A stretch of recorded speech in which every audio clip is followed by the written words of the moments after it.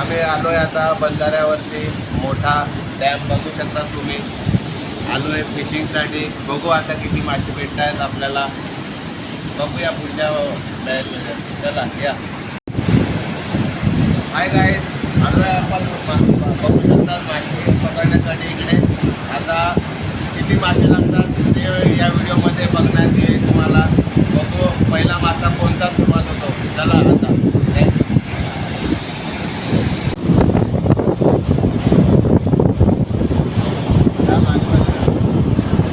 जावा थोडा मागे जाऊ.